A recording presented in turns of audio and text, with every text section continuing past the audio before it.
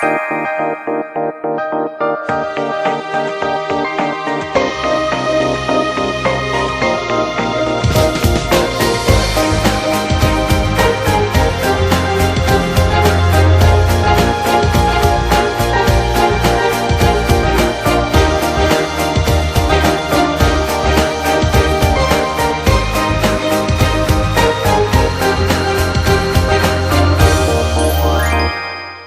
اسمي ايمان فهمي.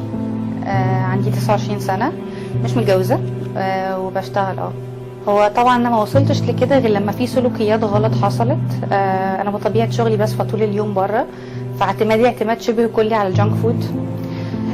زائد ان انا لما بروح البيت كمان ببقى مرهقه جدا، خلاص كلت الميل الجانك فود اللي هي مش مفيده خالص الصبح، فبروح اكل باكل البيت تاني اللي هو برضو يعني عادات مصريه بقى. عايزه اغير سلوكيات الغلط يعني في الاكل طبعا.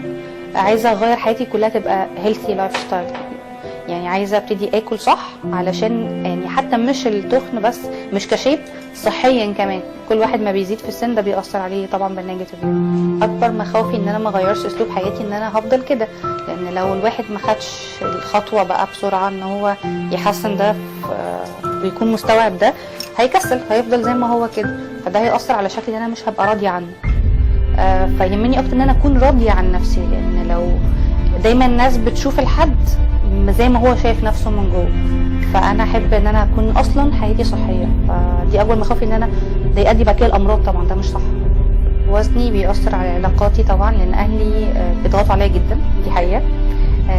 لان انا واخواتي كمان ما شاء الله رفيعين كده ومحافظين على شكلهم، فشايفين ان انا مضيعه امكانياتي او جمالي او شخصيتي في ان انا في شكل مش حلو، غير ان هو مش حلو اوفر، فمش واصل حتى المرحله ان هي تتشاف. في حاجات كتير ما قدرتش اعملها بسبب زياده وزني. ما قدرتش اجيب هدوم عجباني، ما قدرتش اخرج خروجات نفسي اروحها، ما قدرتش اتعرف على ناس انا حابه اتعرف عليها، لان انا دايما مش حابه ان انا اظهر بشكل اللي مش راضيه عنه قوي في الاول. كان نفسي جدا مثلا، طموحاتي ان انا اسافر حته مختلفه، معرفتش. حاليا ما بتصورش خالص. اكتر حد نفسي افاجئه هو ان انا خسيت بقى بابا، انا مشتركه فيه عشانه، عشان انا بحبه قوي، عارفه ان هو بيحبني جدا. ومامتي طبعا واخواتي اكيد طبعا، بس هو متضايق قوي ان شايفه ان انا اقدر، عندي امكانيه ان انا اقدر اعمل حاجه عملتها قبل كده ومش عارفه اعملها دلوقتي.